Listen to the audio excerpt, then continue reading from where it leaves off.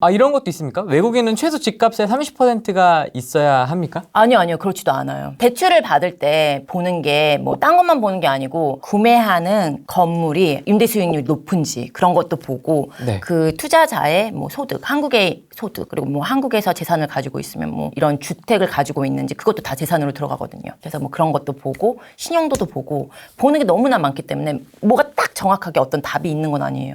그리고 또 주마다 다 달라요. 그래서 뭐 어떤 주는 조금 받기 어려운 데도 있고 어떤 주는 좀 쉽게 주는 데도 있고 그래서 이거를 정답을 딱 말씀드리기는 되게 어려워요. 제가 아시는 분은 작년에 40% 다운하시고 그러니까 실투자금 40% 그리고 60%로 봐주셨거든요. 그리고 어떤 분은 35% 그리고 이런 대출 종류에 따라 또 달라져요. 5대1 뭐 7대1 뭐 이런 게 있거든요. 그래서 5년은 고정금리로 그리고 나머지는 변동금리로 바뀌는 7년은 고정금리로 나머지는 변동금리로 이런 식으로 바뀌는 거 있는데 뭐 그런 종류에 따라도 달라지고요. 그리고 주택 형태에 따라도 달라져요. 콘도가 보니까 콘도가 단독 집보다 조금 더 비싸게 먹여주는 경우도 있고 또 선수금 뭐 이런 거 요구하는 것도 다 달라져요. 이런 대출 기간에 따라서. 대출 상품이나 대출 은행에 따라서 다 다르겠네요. 다 달라요. 그럼 그런 건 어떻게 알아봐요? 미국에서는 대출 브로커라고 해서 대출 중개인이 있어요. 그래서 대출 받는 가격의 1%나 2% 정도를 자기네들이 가져가요. 근데 그것도 합의하기에 따름인데 어떤 브로커들은 대출을 받는 사람한테 1%, 2%를 가져가는 경우도 있고 어떤 브로커는 그걸 렌더, 그러니까 대출 기관한테 가져가는 경우도 있어요. 그러니까 그건 잘 알아보고 하셔야 돼요. 그러니까 저 같은 경우는 처음에 부동산 투자했을 때 그걸 잘 몰랐어요. 그래가지고 3% 거의 수수료를? 네. 브로커한테? 그런 경우는 거의 없거든요. 근데 제가 당했잖아요. 눈탱이 맞아요. 네, 눈탱이 맞았어요. 그때 변호사 되기 전에. 3% 내고 돈 꽤 한 15,000불인가 그때? 15,000불 정도 냈어요. 꽤 내셨네요. 네. 근데 보통은 한 1%? 아니면 렌더가 내는 그 대출 기관이 내는 경우가 더 많아요. 제가 몰라서 그래서 그때 느꼈어요. 부동산을 투자를 하려면 지식 자체가 진짜 많이 필요하겠구나. 이거는 대출부터 부동산법, 행정, 전략 여러 가지 통괄적으로 이런 지식이 있어야지 수익률을 볼 수 있겠구나. 그때 느꼈어요. 확실히 좀 우리나라 주택 구입 프로세스하고는 확실히 다른 것 같아요. 네. 이게 전문가들이 많이 껴요. 그래서 뭐, 미국에 뭐 부동산을 투자를 하신다고 해가지고 딱 가가지고서 부동산 중개업자랑 딱 하고 뭐 이렇게 하시는 게 아니고 변호사 끼죠. 뭐, 에스크로 회사. 그러니까 한마디로 뭐, 그러니까 제3자 회사가 돈을 맡고 있다가 변호사가 오케이, 뿌려라. 했을 때 뿌려주는 회사가 있어요. 이 프로세스는 조금 이따가 네, 하고 네. 일단 대출부터 좀 정리를 하면 네. 미국에서의 소득이 없어도 가능합니까? 네, 가능합니다. 우리나라에서만 소득이 있어. 네, 봐요. 그래서 보는 서류가 되게 좀 많아요. 그러니까 미국의 거주자가 외국인 거주자가 받는 것보다 요구하는 서류가 많기는 많아요. 그리고 선불금이 조금 더 높아질 수도 있고 아니면 이자율이 조금 더 세질 수가 있는데 그렇다고 해서 이거 너무 높아서 못 해먹겠네 이 정도는 아니거든요. 그래서 저희 클라이언트도 많이 하세요. 처음에는 이거 되게 높은 거 아니야? 되게 힘든 거 아니야? 하시다가 그냥 하세요. 그래서 좀 오해를 가지시는 분들이 좀 있더라고요. 그래서 뭐 근데 요구하는 서류들이 뭐 주택을 가지고 있으면 뭐 한국의 주택을 가지고 있는지 그리고 급여 명세서 회사에서 돈을 얼마나 받는지 연봉이 얼마인지 그동안 그 은행 거래 내역서 있잖아요. 그것도 체크를 해요. 이 사람이 수입이 얼마나 있고 얼마나 왔다 갔다 하는지 그런 것도 보고 국제신용 조사하는 것도 있거든요. 국제신용? 네. 그것도 조사를 하는 게 있는데 그것도 조사를 해가지고선 얘가 신용도가 어떤지 한국에서 어떤 신용을 가지고 있는지 그런 것도 해가지고 조사를 하고 그런 되게 많은 서류를 보고 나서 이제 대출을 해주는 거죠. 그래서 미국은 대출을 받는다 못 받는다의 느낌보다는 얼마나 비싸게 이자를 받느냐 안 받느냐 그런 느낌이 더 있어요. 그리고 소득이 아예 한국에서 없어서 뭐 프리랜서나 이런 분들은 좀 증명하기 어렵잖아요. 그럼 제2금융기관에서도 가능해요. 거기서 요구하는 그런 자료들 그러니까 은행 거래 내역서 걔네들이 봐도 바보가 아닌 이상 보이잖아요. 얘 돈 좀 있네? 그러면 주죠. 그리고 그것뿐만 아니고 어차피 비거주자인 경우에는 임대를 줄 거 아니에요. 그러니까 거기에서 임대 수익이 또 나기 때문에 이 임대 수익이랑 한국에서 있는 수익이랑 다 합쳐가지고 원리급을 낼 수 있는 그 이상이 되잖아요. 그러면 해줘요. 거기는 DTI만 있는 거예요? 네. 거의 DTI로 봐요. LTV, DSR 있고요. 조정이냐 비조정이냐 그런 거 없어요 미국은.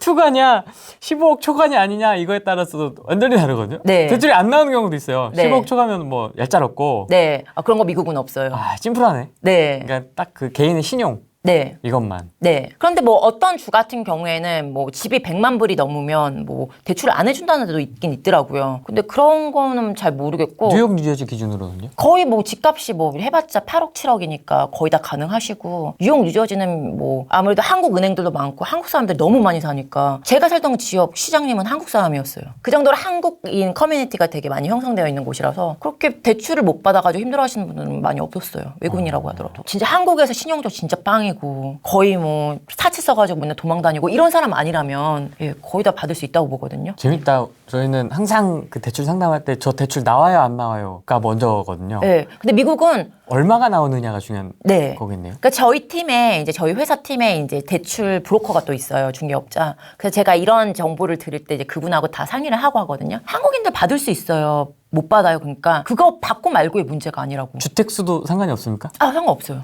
뭐 100개를 하든 200개를 하든 미국 정부에서는 해줄수록 더 땡큐거든요. 왜냐하면 미국 정부 입장에선 그래요. 공급이 계속 돼야지 이런 가격 자체가 좀 그렇지. 공급이지. 네, 공급이 돼야지. 근데 그거를 뭐 한국인이 하든 뭐 누가 와서 하든 해주면 땡큐 아니에요. 미국에서는 어떤 법이 있긴 있어요. 뭐 외국인 특별법, 특별세법 해가지고 뭐 외국인한테는 뭐 30%를 더 뭐 세금을 한다 뭐 이런 법은 있어요. 그런데 그래 놓고서 밑에는 하지만 피할 수 있는 방법도 있다. 아, 단서 조항이 있군요. 네. 단. 이렇게 하면. 그래도 더 웃긴 거는 그런 거 있잖아요. 외국인이기 때문에 뭐 기본 30%를 부과한다. 하지만 네가 하는 임대 사업 자체가 미국의 비즈니스랑 너무너무 가깝게 연관되어 있다고 거기 네모칸에다가 이렇게 클릭해 놓으면 오케이 그렇게 인정해 주겠다. 그냥 회계사한테 해가지고 그냥 그걸로 해달라고 하면 해줘요. 예, 그러면 이제 그 30% 그런 거 없고 감가상각이나 이런 거 받아가지고 뭐 세금 자체를 뭐 안 내는 경우가 더 많죠. 그래서 제가 좀 이따 또 설명을 드릴 거거든요. 근데 이거 모르시는 분들 꽤 많으세요. 한국에서. 좋다. 그래서 제가 요번에 한국 세무사님도 만났거든요. 근데 이런 얘기를 하셨더니 자기도 배웠던 것들이래요. 이렇게 미국에서 세금 이렇다는 거. 근데 들으면 들을수록 너무 신기하다고. 한국은 가져가잖아요. 더 못 가져가서 안달이지. 네. 가져가는데 눈에 불을 켜고 있다고 하면 미국 정부는 들 가져가려고. 웬만하면 알았어. 뭐 약간. 예. 그리고 우쭈쭈쭈 그래 네가 돈 벌어 공급해줘 그럼 내가 좀 더 도와줄게 약간 이런 스타일이에요. 아, 완전히 마인드가 다르다. 네. 완전히 지금 우리나라하고. 네. 왜냐하면 공급을 안 해줘가지고 집값이 확 뛰어서 사람들이 길거리에 나앉으면 이거 책임져야 되는 거 다 미국 정부거든요.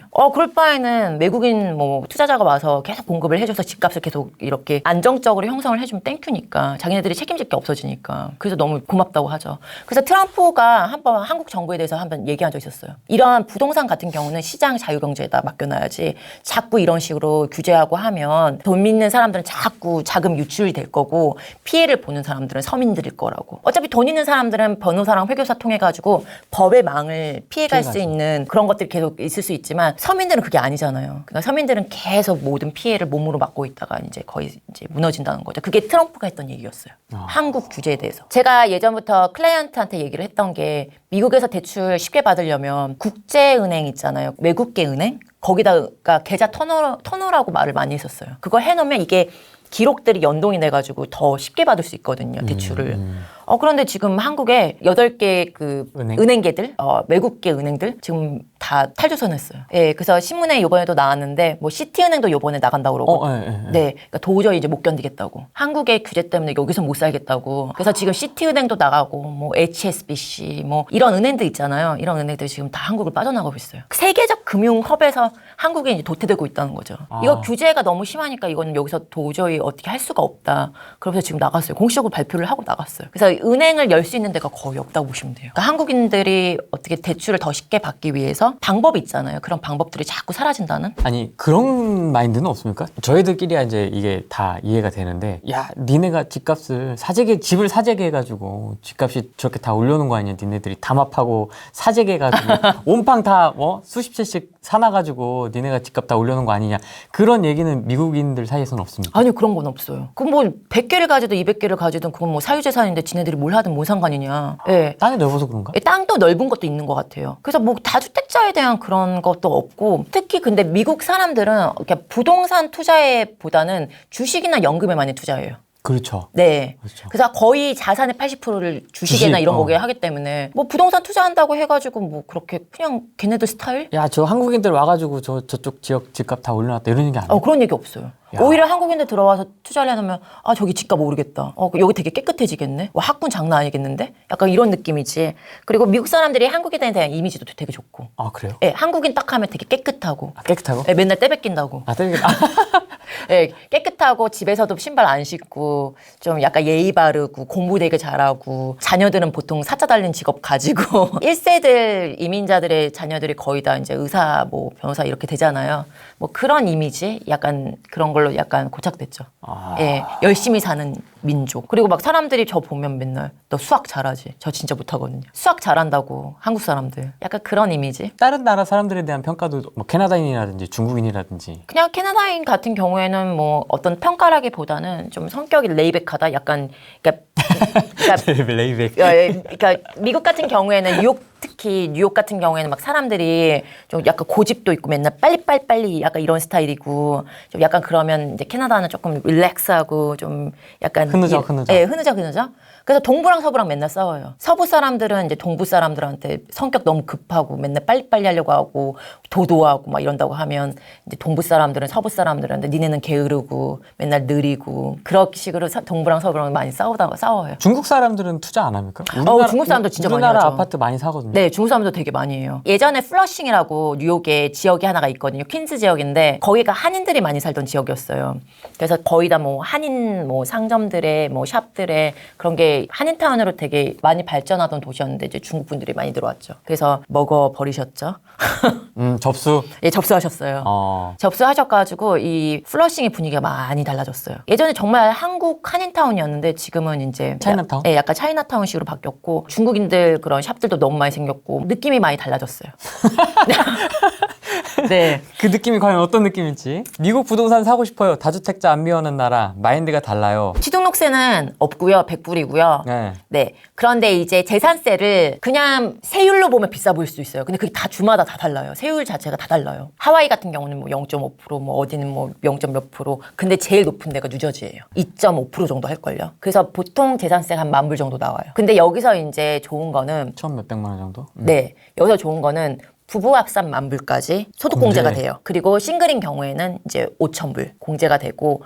근데 이제 사람들이 지금 욕을 많이 하는 게 원래 2018년 전까지는 전체가 공제가 될 수 있는 시스템이었어요. 트럼프가 지금 바꿔놓은 거거든요. 솔트캡이라고 생겼어요. 이게 조금 설명하기가 조금 어려운데 간단히 설명을 하자면 주에다가 세금을 낼 거 아니에요. 그러고 나서 그 주에 낸 세금에 대한 부분을 그 연방에다가 또 이제 소득 보고를 할 때 거기에 대한 공제를 받는 거예요. 근데 예전에는 이게 제한이 없었어요. 금액 자체가. 그래서 만약에 주에다가 낸 게 소득세하고 소비세가 있어요. 그러면 그 둘 중에 제일 비싼 걸 골라요. 그러면 거기 플러스 재산세. 근데 재산세는 금액 제한 없이. 만약에 재산세가 20,000불이에요. 그리고 여기가 5,000불이에요. 그러면 25,000불 전체를 다 공제를 받을 수 있었던 거예요. 네. 어차피 연방에 내야 될 거 깎아주는 그런 게 있었거든요. 근데 이제 트럼프가 그걸 없애버린 거예요. 그러니까 내가 만약에 싱글이에요. 그럼 5,000불밖에 내가 못해. 근데 내가 이미 주에다가 5,000불을 소득세로 냈어요. 그리고 소비세로는 한 3,000불 정도 나왔어요. 소득세가 더 비싸기 때문에 5,000불을 고를 거 아니에요. 그렇죠. 예. 했고. 그럼 재산세는? 내야 되는 거네. 예. 그러면 뭐 뉴욕, 뉴저지 같이 재산세가 정말 비싼 데는 진짜 정말 이거 당하는 거죠. 이거 눈물 흘리죠. 이제는 이게 제한이 생겨버렸는데. 했는데 그래서 뉴욕, 뉴저지에서 정말 많이 피해를 많이 입었고 이 솔트캡 때문에. 이 솔트캡이 그 소금통 뚜껑 얘기하는 게 아니에요. 이 솔트캡이 재산세 이런 제한 목록 해가지고 피해를 많이 본 그런 정책이었거든요. 근데 이번에 이제 민주당이 정권을 잡으면서 우리 이거 없애버리자. 이것 때문에 뉴욕, 뉴저지 이 주들이 얼마나 피해를 많이 받았냐 갑자기 한 몇 년 동안. 그러니까 이거 없애고 80,000불로 높이자. 그랬더니 이제 상원 의원 쪽에서 이거 잘못하면 돈 많은 사람만 혜택을 받을 수 있다. 그러니까 400,000불 그러니까 4억 이상 소득이 있는 사람한테는 10,000불 제한 계속 두고 4억 이하로 돈을 버는 사람들은 그냥 제한을 아예 없애버리자. 그러면 재산세를 얼마를 하든 다 공제가 되는 거죠. 소득세 5,000불, 소비세 3,000불이면 분명 5,000불 고를 거고 내가 재산세로 만약에 30,000불을 돼요. 그럼 35,000불 그냥 공제하면 돼요. 거지, 네. 그러니까 이렇게 바뀌어버리는 거예요. 예전처럼. 예전에는 그렇게 해가지고 뭐 여기 된 말이 없었는데 지금 이제 트럼프가 바꿔놔서 이것 때문에 재산세가 비싸다 이런 말이 많이 생기죠. 그럼 그 개정은 추진 중이에요? 네. 아직 지금 통과 하원 의원에서는 통과했고요. 상원 의원에서는 하원 의원 네가 한 말이 괜찮긴 한데 이것 때문에 부자들이 너무 더 혜택을 받을 수 있으니까 아예 더 제한을 없애버리자. 더 좋은 거 아니에요, 어떻게 보면? 그래서 지금 그런 식으로 지금 하고 있는데 어떻게 얘기가 나올지는 모르겠어요. 그런데 여기서 또 좋은 거는 이 솔트캡 자체가 임대사업에는 해당이 안 돼요. 아, 그럼 제한이 없는 거네요? 네, 주거자들만. 아, 거주자들만? 네. 그래서 거주자들 같은 경우에는 아까 말씀드렸다시피 뭐 2년 실거주인 경우에는 50만 불, 25만 불 이게 공제가 가능하다고 말씀드렸잖아요. 그거 하고 뭐 75만 불까지 이자. 대출 이자 뭐 이런 거 뭐 공제해주고 뭐 이런 건 혜택은 있는데 정말 이제 세금 혜택이 많은 데가 임대업자죠. 네, 거기는 이제 정말 장난 아니죠. 근데 이제 사람들은 그런 걸 잘 모르고 미국은 세율이 이렇게 높아 막 이래가지고 좀 공격을 하시는 분들도 있거든요. 아, 지금 뭐 여기 채팅으로 막 계속 반복해서 막 하시는 분 계세요, 지금? 네네. 네. 근데 그게 아니거든요. 다 다르다. 상황마다 다 다르고 주마다 다 다르다. 예, 맞아요. 예, 그리고 주가 만약에 정말 뭐 이게 세율이 좀 싼 데 같은 경우에는 또 이게 또 달라지고 그리고 캘리포니아 같은 경우에는 취득가액으로 해가지고 재산세를 먹이잖아요. 시세가 아니고. 그래서 내가 만약에 5천만 원에 집을 샀단 말이에요. 근데 10년 지나가지고 그게 5억이 됐어요. 그래도 5천만 원에. 5천만 원에 0점 몇 프로, 0점 뭐 거기가 몇 프로인지는 지금 기억이 안 나는데 이제 그런 식으로 하니까 좀 낮죠. 이게 차이가 거의 없다고 보시면 되죠. 그리고 캘리포니아에는 매년 이렇게 오를 수 있는 그런 세율 있잖아요. 그거를 이렇게 한정을 해놨어요. 그러니까 거의 차이가 없게. 그런 것도 보셔야 되고 정말 검토를 하셔야 될 게 너무 많으세요. 그러니까 미국 세금에 대해서는 공제 가능하다는 거. 저희는 임대사업자 제도라는 게 있는데 그러면 내가 미국 주택에 비거주자로 투자를 하겠다 하면 이것도 임대사업자로 등록이 되는 건가요? 뭐 등록되고 그런 건 아니고요. 세금 보고할 때 이제 그거를 넣으시는 거죠. 네, 내가 임대사업을 하고 있다. 그냥 자동으로 들어가는 거죠? 네네. 임대사업자. 네, 회계사가 다 해주는 거니까. 네, 그래서 이제 거기에 맞춰가지고 비용 다 계산을 하고 다 빼고 이렇게 해가지고 이제 하는 거죠. 사전 미팅만 여러분 3시간 반을 했습니다. 뭐 말이 안 되는 얘기를 하시면 제가 인터뷰를 안 했겠죠. 진짜 이거 정말 저는 제 라이센스 걸고 정말 막 얘기를 해드리는 거거든요. 제가 근데 3시간 자꾸. 그 어디죠? 안양. 네, 안양에서. 안양까지 제가 가서 사전 미팅 3시간 반을 했다니까요. 검증하려고. 저도 납득이 됐기 때문에 네. 하는 겁니다, 여러분. 저 라이센스 걸고 하는 거예요. 네. 그 미국 변호사들 그 협회에서 되게 통제 많이 하잖아요. 사기를 친다거나 그랬을 때 저희는 라이센스 뺏기는데, 그러니까 저희는 다 알아보고 하는 건데 어떤 한국 분들은 좀 의심하시는 분들 꽤 많으세요. 원래 뭘 하더라도 좀 나와 좀 다른 생각을 가진 사람이 얘기를 하면 네. 공격해요, 원래 다. 근데 제발 구글 설치 한번 해보세요. 다 나와요, 이거. 이런 IRS 미국 세무청 사이트에 가도 다 나와요. 나오는 정보니까 그거 보시면 더 확인 더 이제 가능하실 거예요. 영어잖아요. 그렇죠. 저기 되게 좋은 사전 있지 않을까요?